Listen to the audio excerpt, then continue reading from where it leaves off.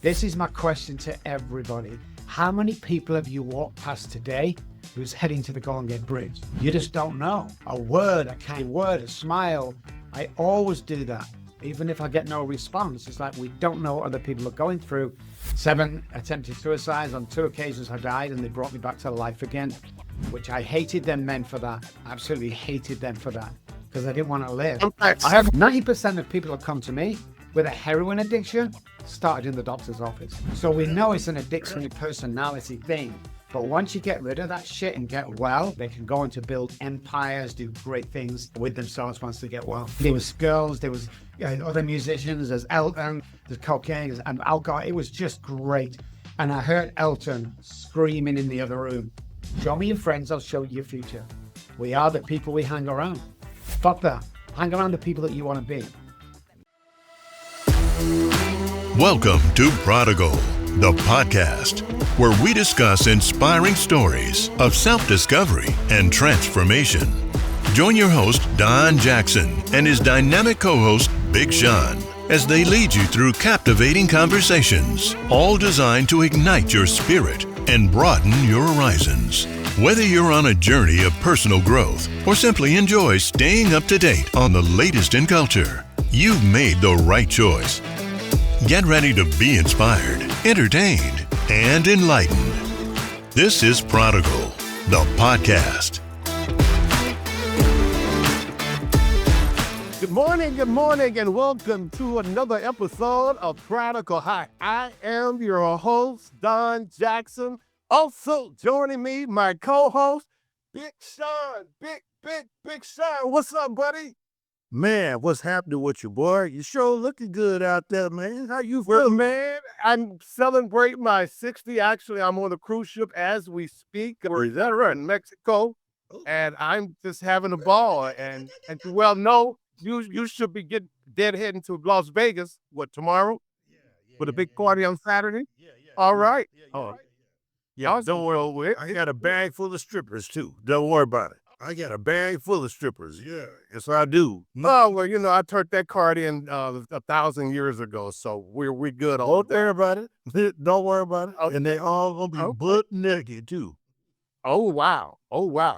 Well, guess what, man? We have a very special guest today, man. The renowned Dr. Rob Kelly is going to join us, man. I like it. Awesome. Great to be. Just give me 1 second. Yeah, can I get a plane with Big Sean to go to Las Vegas, please? That'll be awesome. Thank you. Hey, matter of fact, come on, pick him up on your plane. There you go. Ah. Cancel your Spirit flight. You probably no private to Las Vegas. Okay, so I can get my money back because I paid for the luggage and everything on this bad boy. Dr. Kelly, how you doing, man? Doing great, man. I'm living the dream instead of dreaming the living. I don't have bad days today. I just have better days than others. So, yeah, doing good, man. That's awesome. Man, you've been out there actually just killing it. I mean, since day one, your story is just a very, very incredible story of triumph. I mean, from the streets to triumph. I mean, really. And you are special.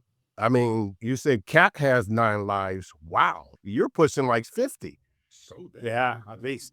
At least. So definitely God has his hand on your life for a purpose. And it always happened that way. It's always the Superman. So take us from the top. I understand you were a musician. You played with some of the likes of Elton John and Abby and some of the others. I mean, you name them, you did that. If we can kind of go down that road and kind of leading into the addiction and all of that, and then we'll kind of segue into what's happening now and so forth. Yep, excellent. Hi, guys. My name is Dr. Rob Kelly, specializing in childhood trauma, depression, PTSD, alcoholism, drug addiction, and helping entrepreneurs become multimillionaires. So we specialize in neuroscience, and we're psychologists, we're neuroscientists, behavioral scientists. We have 5 offices around the world. I'm in San Antonio, Texas, which I love. And my story's crazy because I'm still alive. That's one of the reasons. Born on the projects, early age, hanging with gangs. You had to fight or you got beaten up where I come from, called Mossad. It's a bit like Beirut with lights. You know, it was very, very rough. I literally fight every single day to survive with gangs and stuff. And I kind of got used to that lifestyle. I didn't know anything else. But niggling inside me all the time was I wanted to get away from that. And I don't know why I wanted to get away from it. I took my first drink at the age of 9 years old on stage with my musical family, my auntie and uncle. And the world changed right there for me. I ask other people today, like, when you took your first drink, how old was you? Oh, 10. What was it like? Oh, it was horrible. I spat it out. Not me. That was an indicator looking back now. So that was it.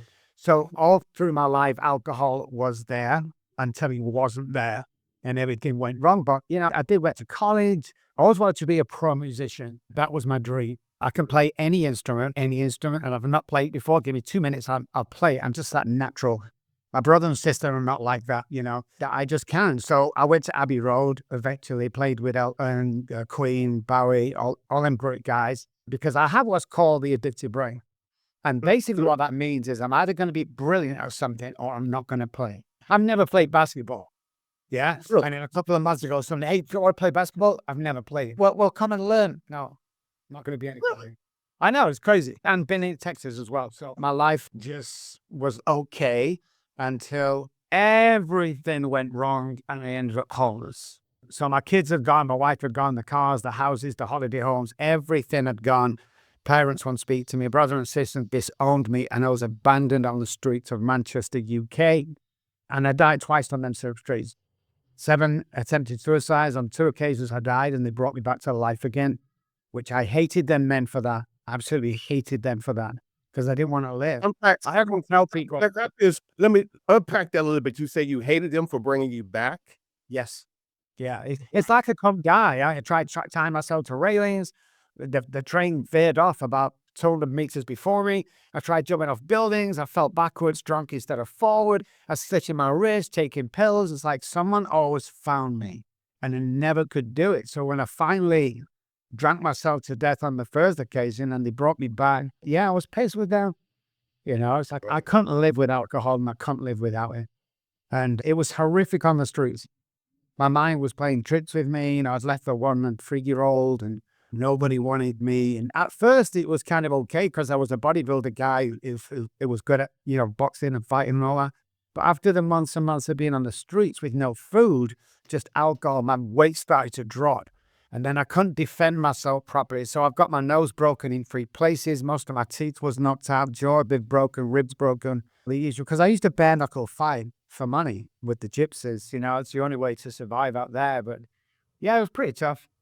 I didn't actually go to hell, but you know, something, guys, I was going to ask you that during any of those times when you died, did you actually have a near-death experience? Did you experience anything, or you were just drunk and you were just out of it? And when they brought you back, you regained conscious, but you didn't have any esoteric experience during those times. No, I wish looking back, you know, but no. No, wait a minute. What was it that you were drinking? Vodka. Yeah, I want to make sure I stay the fuck away from that. Every alcoholic ends up on vodka. Really? It's cheap. Nobody thinks they can smell it on your breath, even though it's coming out your pores and you stink of it. But yeah, 96% of alcoholics towards the end up on vodka. It's crazy. Wow. That's something we need to know. Okay. So when I got off the streets, there's only 3% of people get off the streets in Manchester at that time. 97 down the streets. Heroin had just been introduced to Manchester. Alcohol was rampant, and it was crazy day. How I got off was just God's word. The story around that, I would not tell for 20 years because I was embarrassed that people would believe me and they would ridicule me. So during that time, that was probably like in the late 60s, 70s? It was late 70s, early 80s. And you were kind of by culture, by being a musician, that was really just the culture. I mean, how could you not get caught up and sucked up into that? I mean, especially here in the States, being an old schooler and have managed some old school artists and so forth, the likes of Gap Band and so forth, those cats and all those old school cats, I mean, that's just what it was back then. Everyone was alcoholics. Yeah, definitely. Ace Raul Lynn, he was probably like you, 7 years old, in the clubs in Tulsa, Oklahoma, and it was just the culture. It was just the culture. I mean, that's all facts. If you didn't drink where I come from, you wasn't trusted. So it was a very working class family. So, I mean, I don't know, there's been others, but I think I'm the only person who got fired for being drunk in the music industry. I was at Abbey Road. I was playing with the guys, and I was getting paid a stole some money. I was drunk every day, you know. I was the one getting kicked out because I was a Right, right.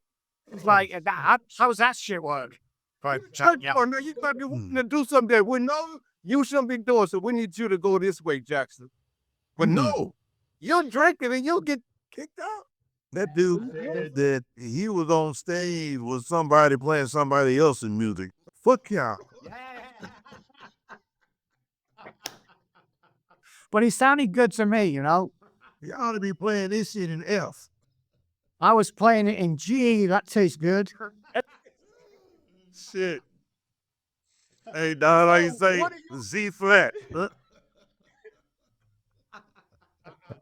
see, I got one better for you. Z sharp. Yeah, I heard that. This is some good shit we on right here. You ain't seen none of these colors or heard none of these. Oh, I love it. I love it. So, what do you contribute alcoholism to? So after years of If study, if your family are drunk, you're gonna be a drunk. so before I answer that, I have to preempt the situation where I'm one of the leading authorities in addiction. I write for the McLean Hospital, which is Harvard University's hospital. I only deal with A-list celebrities today. I write for loads of magazines. Alcoholics are born and drug addicts are made. That's the bottom line.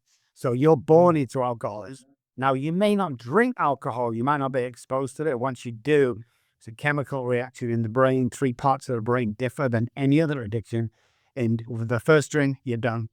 Might take 10, 20, 30 years, but you're done. It'll catch up with you and you'll die. Whereas drug addiction is the addictive personality. Now, that's good and bad. The bad thing is if you get hooked on drugs from the doctor, 90%, Big Sean, you'll like this, 90% of people that come to me with a heroin addiction started in the doctor's office. So we know it's an addiction and personality thing. But once you get rid of that shit and get well, the best minds in the world, alcoholics and addicts, the best minds in the world, they can go on to build empires, do great things with themselves once they get well. Because they've been suppressed. Generational thing comes from alcoholism. You know, the generational thing is passed down from generations. It's the only disease that can get passed down. Heart disease can't get passed down. It's biologically impossible. So, yeah, I have a predisposition where I'm allergic to the ethanol in alcohol. And if you really want to get into the neuroscience behind that, the hypothalamus, which is yours and mine's survival part of the brain, it tells us all to drink water, eat food to survive from birth. My hypothalamus and every other real alcoholic at a certain point of the drinking career, it turns around to the alcoholic and tells them to drink alcohol only. That's why I could go days or weeks without food or water, might back my kids, sell my kids out, sell my wife out, because my survival part of the brain was telling me to drink alcohol. And that's why the choice was, there was no choice. You know, I know that shit to be true because I come from an alcoholic family on both sides. Alcoholism runs real deep in mine. And I have never had, get this, you'll like this, Doctor. Look here. I have never had a beer before in my life. I'm a black man that's never smoked a joint before. I have never tooted or shooted no cocaine. Now, I ain't saying I ain't ever sold none, but I ain't ever used none. You know what I'm saying? Yeah. I ain't popped no pills. Hell, I had a knee surgery a couple of years ago. I didn't take the pain medication for it. I just don't believe in it. I guess for fear of that addictive gene running in me. And I don't know, I can't play with it because I don't know exactly if it lines up on alcohol or drugs. Yeah, so I'm not even just gonna risk it. I'm gonna eat something and just get fat and be merry. I've never heard of anybody doing that. Are you sure you're black? No, with no piercings and no tattoos. Wow, you're the man. Wow. I can prove that I'm a black man because I done been to jail. So, you know. You're bad. You're bad, Joe. Been to jail. There.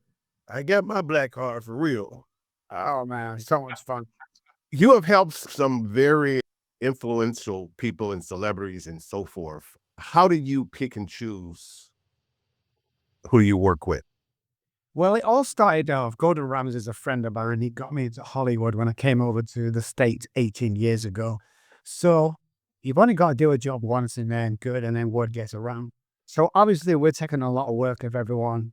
Today, I'm more of a concierge doctor. I only take on 4 patients every 3 months. So 16 patients a year. So I get to handpick just because of my success rate is around 98%. The nearest to us is 6%. I get these guys coming to me and you have to pass an assessment. We will not take anybody who's got a big checkup. You're going to earn your way into this company. You cannot buy your way to recovery here. We just don't play that shit. And treatment centers, there's millions out that do that. And therapists that do. I don't do that, man. I turned Britney Spears down for $1 million some years ago. And people go, well, if I mention a celebrity's name, they've given me permission to do it. Britney's a great girl, still a friend now, but we laugh at the time I turned it down because I had like $200 in the bank. And I'm turning down $1 million check from a father. Yeah, because that whole picture was ready personally. So, yeah, she always said, mention that story. So I do. But yeah, I'm serious about this shit. I'm sick of watching people die from lack of knowledge. I'm sick of, and we've 5% is alcohol and drugs today here. We cover anything from food, because our food is killing us, to pharmaceutical drugs, to health and wellness and stuff like that. So yeah, I have a great job, man. I have everything I want and everything I need, you know? And I just make sure 25% of our work is pro bono, and at least $200,000 this year of my own money went back into communities, low-income communities that were struggling with addiction, or orphan children whose families have died of addiction. That's like this year and every year we'll be advertising. If you can't afford to get your child a present for Christmas, send me your top 3. And we might get 100 people sending in, and we will buy them all the top 3. We won't just pick one like we said we would. We'd buy them all. So we go to like Walmart or something and spend probably 20, 25,000. Mhm. And I've got to do that. People say, well, you do it and it's charity, you shouldn't mention it. Yeah, fuck you. First of all, I can mention whatever I want to do, because this is me giving back, and it really gives me pleasure like nothing else gives me pleasure. Because I always thought like money, if I got like 50 grand in the bank, maybe 100, if I get 500,000, if I get 1 million, if I get 10 million, it was never enough. Mhm. So I had to go back and look at me. What's missing from me? And this was about 9 years ago.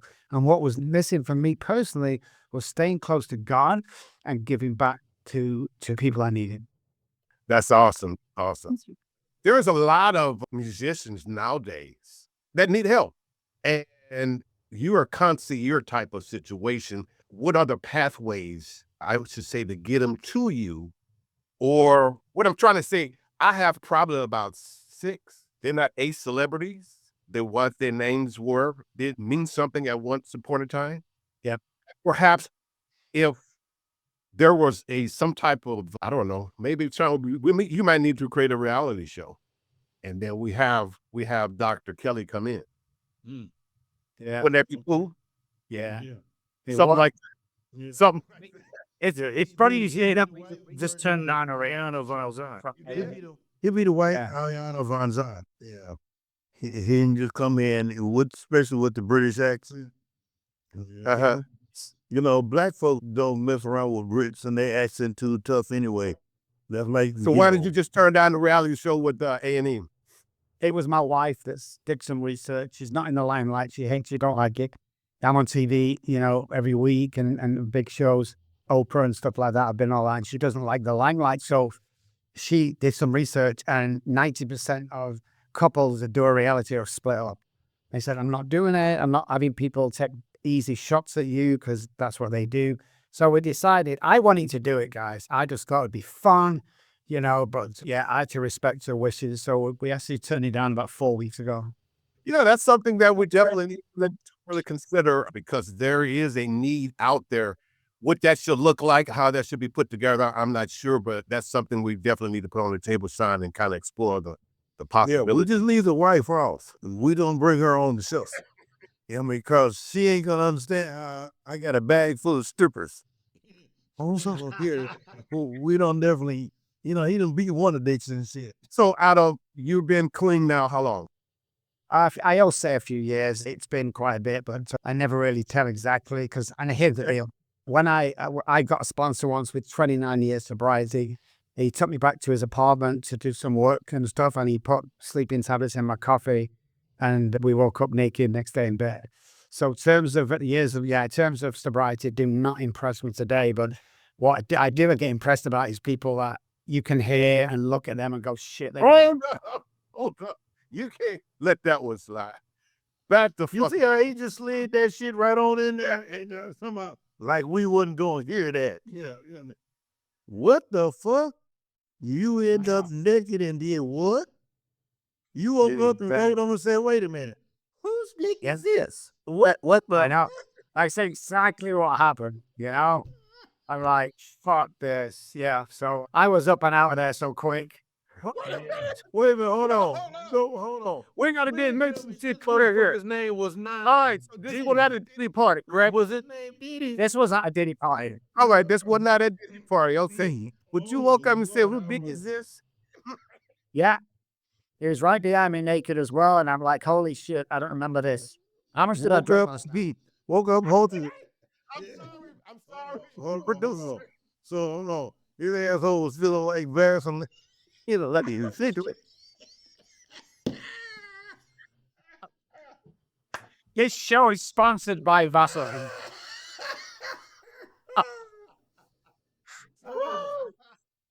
Yeah, you talking about bubble guts. Yeah, shit, god damn. Wait a minute, hold on. Wait a minute. Come in. Yeah, wait a minute. You got to back up. I think we met a ledge. That man, hold on. So in your dreams, do you remember if you enjoyed it or not? I was in complete blackout, but it's hard to say.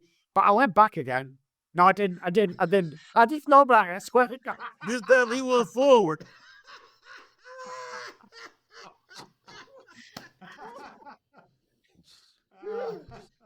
He marched right on. He said he was driving through there. He tell the Uber driver, wait a minute, hold on. I think this is it. No. Go down one more door. Wait for me outside, but don't come out. We're good. No, he said, okay. Mm-hmm. All right, Doc, proceed. All right, that was Yeah, it was crazy. It was crazy. So where is he buried at? There's a tree. No, Who we call this motherfucker would never leave to tell that story. no, I guess, Doc man liked it. Then, it is what it is, man. He just don't like it in the world, dog. Yeah, that's just what that is. so what's the long time? Well, I'm glad you can laugh, Doc. I'm laughing. This is an excellent birthday gift for me. I mean, Perfect. to Rob Kelly and have Sean. Yeah, we just had a nice little party here. Yeah. Hold on. No, did it? No. We ain't popping no pills, We ain't popping no pills. We ain't gonna have no pills. Yeah, we gonna do this via satellite. Oh man, No. I love it. So, Doc, what would be some advice people that loved ones or what have you that are in need, but they're not ready? They're not ready. You're done. You can't do anything. You can love on them. You can talk to them. But, I stabbed my wife 3 times one night because she wouldn't let me finish my bottle of vodka. I was definitely not ready to get sober and clean then, Wait a minute, hold on. You said you stabbed your wife? Don't get offended. Don't get offended, Doc, but you was a motherfucker, man. That's not that. Did you say you stab your wife? 3 times. What says? Bum, bum, bum. Fuck you. I know. And wait a minute. Is she still with you today? No, she got rid of my ass. Oh. 2 hours. She had to go to the hospital. I fled to Spain, and there was a attempted murder charge out on me for about 4 months. You think? So crazy shit. You really know there's a guy. Yeah, no, he said, wait, look here, bitch, I'm gonna finish this shit right here. And the rest of this shit is... Racing stuff. Okay. Yeah. So until they're ready, you're not ready. So you just love woman. love on her, be nice. There's only a certain amount you can put up with, though. Don't aid it at all. Yeah, you set some goals for yourself. Set some boundaries for yourself. If they're not willing to get well, it's your husband. Toss him out the house, change all the locks. If you've got kids and the husband won't stop and he's violent, get out of the house as quick as possible. And I'm very blatant about that. And I'm very controversial in what I tell patients, and I don't give a shit. I stopped giving a shit what people thought about me about 5 years ago. I tell it how it is. Sometimes I'm aggressive with the recovery, but yeah, you either come on to get. I'm not here to make friends. I've told people that I'm not here to make friends with you. You're not my friend. You're a patient. And if you don't want to get ready, there's nothing I can do. Go away. Go drink. And they do that all the time. Dr. Robert, I feel like drinking. Man says, go fucking drink. What? I've not got a magic wand. I can't help you. I'm not God. Because when I wanted to drink, I stabbed my wife. When I wanted to drink, I hurt people for alcohol, you know? I mean, literally, really hurt people. I used to knock people out nightclubs when I was on the street. Steal a wallet, you know, stuff like that. I did some really bad stuff, as you can imagine, to survive. So yeah, when you're not ready, you're not ready. It's just, what he did to me is, I was on the streets for 14 months. And one morning, I broke down on my hands and knees, and it was pouring with rain. And I started to cry like a baby. Now, I wasn't crying because I'd lost my children, my wife, my houses, my cars. I'm a big car guy and a watch guy. I was crying because the first time in my life I realized I couldn't stop drinking. And I looked up to the sky in the pouring rain and I said, if there's a God up there, I can't do this on my own anymore. And 30 seconds later was when my life changed. And a guy called Derek found me, and later introduced me to a guy called Johnny we could never find. But yeah, it's definitely got out of hand on me. But you know what, I look back now, guys, to the homelessness and all the hurt I did. At the time, I hated everybody and anything. But now when I look back, it was like a semester at Harvard University. The information and knowledge I got with dealing with people. Because they go, hey, Doc, what the fuck do you know? You've got a $200,000 car outside. Your fucking house is worth 10 million. What the fuck do you know about homeless? I go, sit down, let me talk to you. What do you know about losing your kids? Sit down. It was 30 years before my eldest daughter, 4 years ago, got in contact with me. 30 years. She would never speak to me. So she texted me in the middle of the night on Messenger. And she said, call me Dad, guys. Hey, Dad. Oh. Fuck, I'm not heard that for 30 years. I've seen you on TV. I don't believe what everyone's telling me about. I need to see you. I've got something to show you. So the next 4 hours, we're on the plane. We get there, we stay overnight. We go the next morning to her house. And this is where the miracles happen. I was just 4 knocks on the door. I was crying. I was upset. What sort of father was I? And she opened the door and we hugged and we cried. And this is where I think I did God's work. She took me by my hand and she walked me into a front room and she handed me my 3-month-old granddaughter. Get out of here. Right there and then, Yeah. I fucking knew, man, I was doing the right thing. Now, 4 weeks ago, guys, my youngest daughter got in contact with me. So I'm going to see her next week.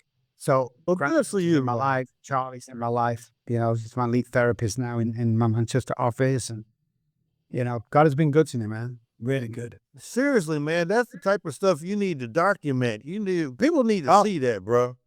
People need to see it. Yeah, I understand that. That's me wasted. I couldn't even see. And that's my poor daughter. That's the girl that works for me today. And that's the last thing she said to me 30 years ago was, Daddy, please stop drinking. And I couldn't do it. There's some good stuff. Yeah. Thank you. Thank you. Yeah. For all of y'all who's out there, you just dick in the dirt, poor ass, and don't see any way, or don't think that you can do it. Look at this dude right here. He's a white man in America. He's giving proof, showing you that everything can be done. Look, we got a motherfucker in office with 34 felonies. Anything can be done. You surely can stop drinking and or using drugs.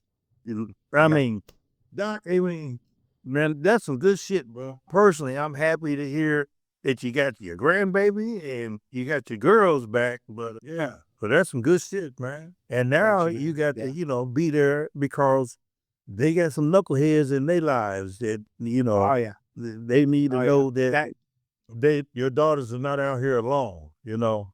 And that's real shit. 3 years ago, her boyfriend actually punched her in the face and gave her a black eye.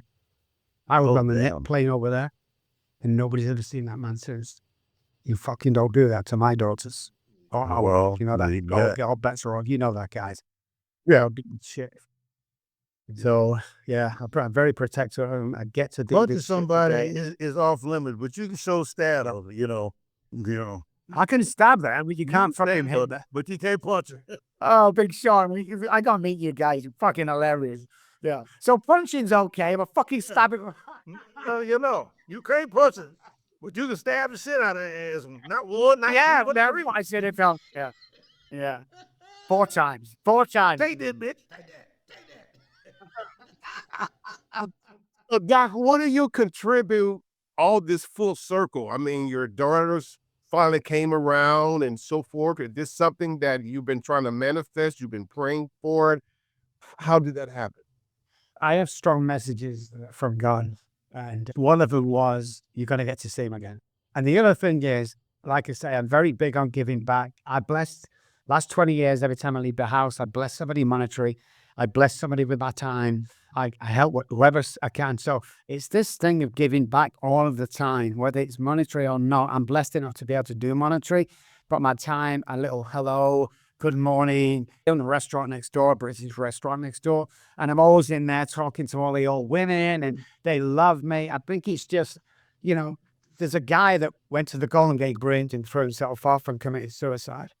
When the police pulled him out, they found his identity. They went back to his apartment and they were looking for next of kin. What they found was a letter on the kitchen table and it read, I'm going to walk to the Golden Gate Bridge, which was an hour's walk, throw myself off and commit suicide unless on the way there somebody smiles, says good morning, waves at me, nods at me. I'll stop right there, come back and I'll try again. This is my question to everybody. How many people have you walked past today who's heading to the Golden Gate Bridge? You just don't know. A word, a kind word, a smile. I always do that. Even if I get no response, it's like we don't know what other people are going through. And that's why I was put on this earth. Yeah. That's beautiful, man. And I believe that the synchronicities don't lie. Yeah. That guy knew what he needed and he put that out there and you responded.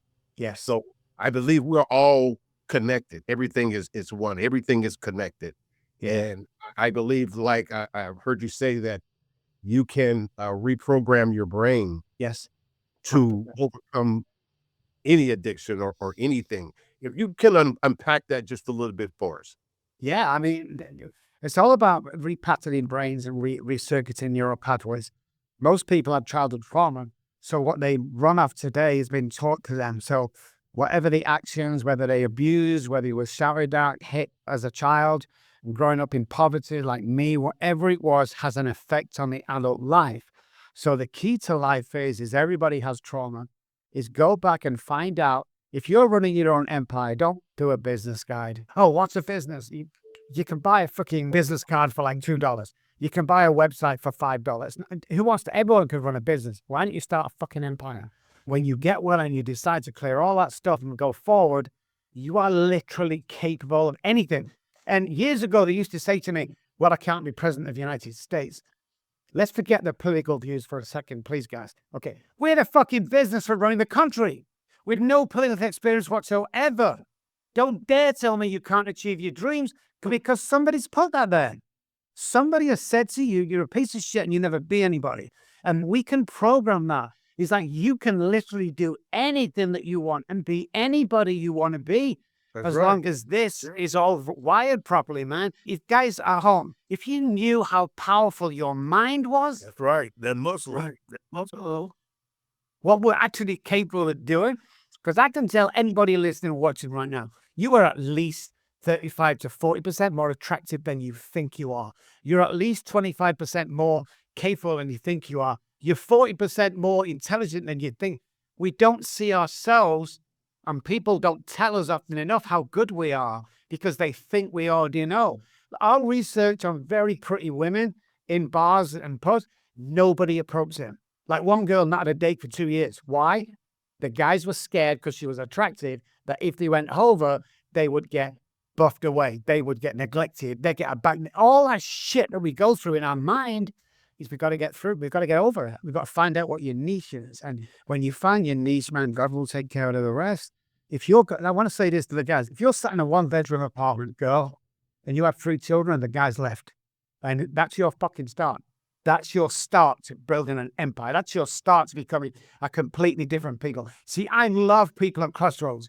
When I'm stuck, I'm at crossroads. Yeah, you're my guy. Let me show you what you're capable of fucking doing. Let's find your identity. Because once we find your identity, you'll be able to really quickly define why you're on this earth. But the problem with human beings, we stay in relationships way too long, even though this shit, we don't want to take a chance in case we succeed or in case we don't succeed.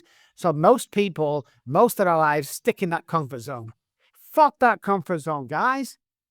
You'll be amazed at what you can do. Don't listen to anybody. Don't listen to, oh, I don't think you can do that, Rob. No, fuck you. You're not even in my circle of friends anymore. I need people who are going to validate me. I need people who's going to, validate and approve me on a daily basis. I was in Dallas, guys, for 14 years. And I said to all my guys, thinking of writing a book. And they all laughed at me. Don't be silly. You're not an author. Never wrote a book, guys. Came to San Antonio 4 years ago. I said to my new friends, I'm thinking of writing a book. Like, oh my God, you've not wrote a book yet? Are you mad? I wrote a book. Show me your friends, I'll show you your future.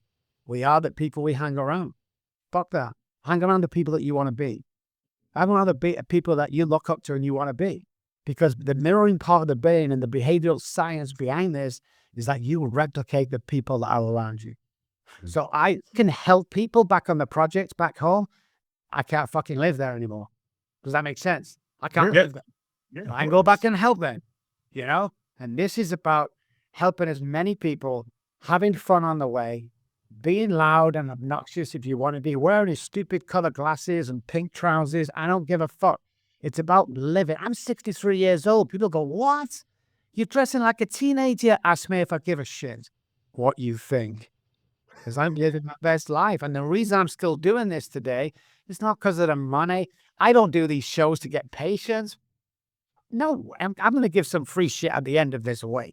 Never mind, I do this because if one person can listen to this show today and go, shit, them crazy guys, that Big Sean, you remember when you get back and we'll let Dr. Rob away from it and the laugh and the jokes and the seriousness. If we can change one person's life today, I've done my job today. That's right. And that's all that's That's right. That's it.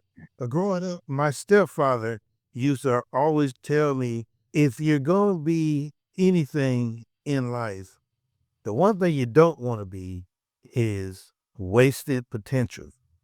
Yes. You don't want to walk through this life and just think back to what you could have done, what you could have been.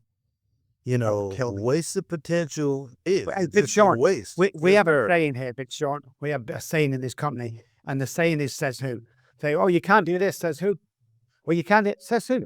Yeah. Who's making these rules? I don't like them. So I'm going to do everything. We're just in the middle now of researching. We have new equipment and new software, researching onset dimension and onset Alzheimer's. That's the work we're doing right now. Do you know what I got told with that? You are an idiot. Don't be stupid. You can't do that. Says who? Says who? Who's making the fucking rules up, So guys, you've got to make your own rules up. Can you imagine Big Sean? He was like 90 years old and we were reminiscing, going, hey, remember that time we could have done this? Remember that time when that was offered to us and we did? Not for me. I am different to a lot of guys. I got 2 lives in one lifetime. I fucked the first one up. I ain't going to take the second one up. I started an office deal in Dallas a couple of years ago for $1 million rent. $1 million rent over 10 years. People go, how do you live? How do you sleep at night, Rob? And I go, hey, listen, I died twice on the street in Manchester. What the fuck are they going to do to me that I haven't already done to myself? Why am I not going to take chances? And that's how I live today. That is awesome. Kindred spirit. Ain't scared of shit. Not a damn thing. Yes. And, I bet it is that you left Dallas. I'm still in Dallas. Whereabouts? Where? I'm out in Rockland. I know it well. All right. Yeah. I like that place. I love it. I love that place, man. Yeah. Yeah, man. I think you guys have hit it straight on the nail. You can't let anything stop you. Potential is always there. It's always there. All you have to do is reimagine, rewire the brain and start anew. And the starting point is always now. You're never going to be ready. Stop putting this shit forward. You're never going to be ready for this shit. You have to dive in and start. Guys, that's what I got. When you listen and watch this, let's start it today. I'm going to give you 3 things before we finish for you to do tomorrow morning, but that will change your mind. Okay. Completely change the way we do things. One of the reasons why nobody's woke up laughing in the morning is lack of oxygen. So when there's a hypoxic area in the brain, the subconscious brain will take over. So the subconscious brain wakes up in the morning. We want to get rid of that bad guy and introduce the conscious brain. And here's how we do it. When you get up tomorrow morning, before you do anything, I want you to take 20 exaggerated breaths in and out. Okay? Every disease and illness in the body starts in a hypoxic area. We only breathe 45% of our lung capacity. The reasons we feel good going to the gym is not the exercise, it's this in between sets. So get your 20 breaths in, walk to the bathroom. If you brush your teeth with your right, do a week on the left, a week on the right, a week on the left, a week on the right, brushing your teeth. And lastly, but not leastly, stand 6 feet away from the mirror and look at yourself and say, I love you 10 times. Now, the reason we stand 6 feet away is because when we get close to the mirror, you see all our blemishes. And we think that's how you see me. When's the last time you went to the office? Hey, Jimmy, good to see. We don't do that. People see us from a distance. So when they realize that we're a lot more better looking and confident now than we think we are, do them 3 things, and your being and patterning of the brain will start tomorrow morning. And only good will come of it. The second thing I want to do is, I think this is on Amazon, I'm not sure. But come find me, man. Dr. Rob Kelly. ROBBKLY.com is the website. Dr. Rob Kelly in any search engine, man. Contact me. I'm going to send you this free of charge. I'm going to pay for the shipping. I'm going to sign it. Okay? And lastly, but not least, guys, if you're at home and you're miserable and contemplating something really bad like suicide and you think you've got no hope and you'll never be anybody, 214-600-0210 is my personal cell phone number. Here's the deal. I want you to text me and say you see me on this show, okay? And what I'm going to do is text you back immediately. I'm going to set up a 15-minute pep talk with you. And if I don't change your life in then 15 minutes, I'm going to send you $100 for wasting your time. What's your number again? Baby. What's the number again? What's the number again? 214-600-0210. Come and get hold of me, man. I'm just here to help. And I don't want to work with anybody. Please don't come and ask me to work with you. It costs a fortune for me to work with you. Don't forget, 25% of our work is pro bono. It's like $100,000 a month, and it's a 3-month contract. Come and see me. So you need 300 G's, so don't call them if you ain't got 300. Yeah. So, and again, get on the waiting list. Because I want the $100. Yeah, shit, that's what I'm calling for. You did. That shit didn't work. John, do that 5,000 times and you've got the million. I'll be all right. Hey, I figured I was going to pay the rent. Hello? It's Big Sean's shit. No, Dan, jeez. We have definitely have had a ball and have got a lot of wealth of knowledge and information from you. A couple of questions before we let you go. What does God mean to you? God means life, power, and peace. Life, power, and peace. Okay. God's given me the power with a capital P to change the world and to help people. So I'm not a Bible guy, but many years ago, one of the guys I know is a pastor. He kept saying Isaiah 61, Isaiah 61. When I got to America, I found out what that is. It's to help the suffering and bring great use to their family. And that's what I do. Oh, yeah. What religion you subscribe to, or you don't subscribe to a religion, or? I have a spiritual line. I have a God. It is Jesus. I don't go to church. I don't read the Bible. And I'll tell you why I don't. God found me in a stinky, old, sweaty, horrible, pissed down, wet side road. I don't think he wants me on a Sunday at 10 o'clock to be able to speak to him. I think he's right here, right now. And he's laughing at us because we had so much fun today. Because that's what it's about. So, yeah, spiritual journey, and 100%. Yeah, right about yes. But what the hell was talking about? Let me just say, though, guys. Let me just say, like, if you're not, I don't believe in God, I don't believe, I don't believe, that's fine. But God is circumstantial. And what I mean by that is we're flying home from Manchester to Dallas a couple of years ago. It was raining, it was lightning, it was storming in Manchester. We took off 5 or 10 minutes in the air, the volume dropped. It felt like about 1,000 feet, and everybody grabbed hold of the arm of the chair, and everybody took a huge breath in. And my friend leant over to me. He went, "Hey, Rob, there's not any fucking atheists on this plane right now." It's like, it's circumstantial, you know? It's circumstantial. You'll believe. When it's ready, you'll believe. Yeah, you're right. But look, I want to shift gears for a minute, because this guy said that, he was a musician and, being a lover of music, and he played with, come on, sir, Elton John.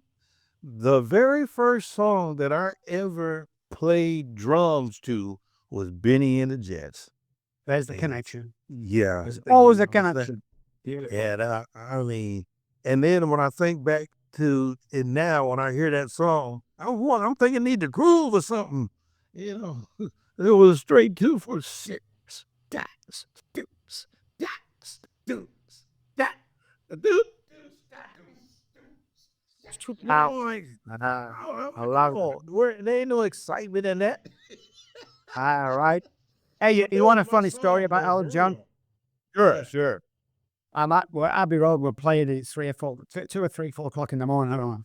It was pouring down with rain. It's lightning. The wind was howling. And every time the power went off, the generator took 0.2 of a second to come back in. And Elton was pissed after 4 times it happened.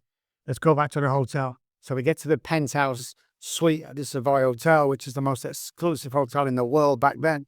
There was me, there was girls, there was other musicians, there's Elton, there's cocaine, there's alcohol. It was just great. And I heard Elton screaming in the other room.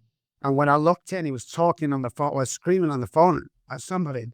So I walked into the room, I'm like, "You okay?" He was screaming at the manager of the hotel that if he didn't stop the wind and the rain immediately, he would never book into that hotel again. That's how I was in. Yeah. Boy, I was doing some good shit back then. Right? Oh, man. How did the manage to take that? Like, So what? He actually said, right? He actually said, "We will try our best, sir." Is what he said. And you want to know the crazy part? 20 minutes later, it all stopped. Oh, madness, man, madness. my goodness, man, that's hilarious. What's really crazy is we gonna find out it was Elton gave him them pills. Elton slipping them pills. Surprise! Oh, man. He's fucking best show ever. We're coming up at the top of the hour, so we're going to wrap it up. Sean, any last questions or comments you have for Dr. Kelly? I don't really have any questions, but I just want to tell you, I applaud you for your work out here, brother. Thank you. Because it's people like you that this world need, and somebody like myself need. I needed to hear that, the work that I do here, the work that Don is doing is prominent, and it's effective. And to see a brother like you out here that is, I don't care about the celebrities and all that good stuff, the fact that you're reaching in and changing and help saving people's lives, that's some real big shit, man. And I'll just say big ups to you, brother. And whenever you come back to Dallas, a Stars game is on me. If you like hockey, you from Manchester, yeah. Come on, I'll take you up on Stars game. Yeah, wonderful. I love it. Beautiful, man. Beautiful. Yes, sir. Before you say, shall we say bye, Don? I'm going to finish on a joke for everybody, for a smile on this Thursday afternoon. A bank robber walks into a bank. He shoots the ceiling and he said, "Everybody get down. This is a robbery." And as he said that, his mask fell off and he put it on real quick. And he went to the first guy and he said, "Did you see my face?" He said, "Yeah." Boom, gone. Went to the second guy. "Did you see my face?" "Yeah." Boom, shoots him, gone. Said to the third guy, "Did you see my face?" "I didn't see your face, but my wife did."